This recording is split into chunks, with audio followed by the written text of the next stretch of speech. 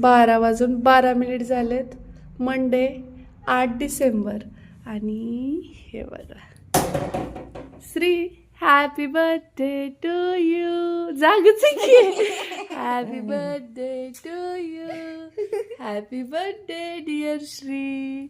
Happy birthday to you. Thank you.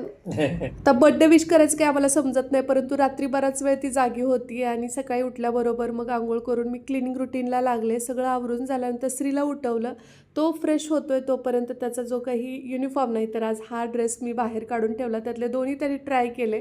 त्याला जो आवडतोय तोच त्यांनी घातला आणि त्यानंतर आईने त्याचं औक्षण केलं. आजीच्या पाया पडून अक्काचा आशीर्वाद घेतला आणि त्यानंतर तो शाळेत जाण्यासाठी निघाला.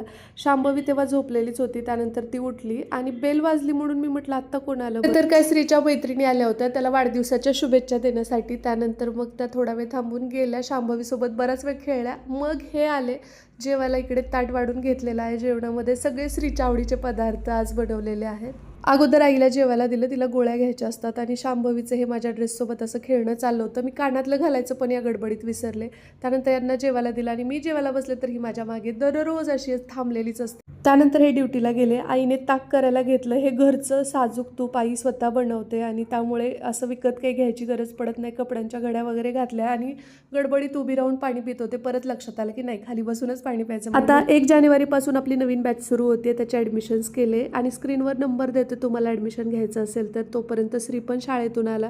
शांभवीला झोपी घातलं होतं. जस्ट आम्ही डेकोरेशनचं प्लॅनिंग करत होतो तेवढ्यात मामांचा कॉल आला आणि छानपैकी मामाने वाढदिवसाच्या शुभेच्छा दिल्या भाच्याला.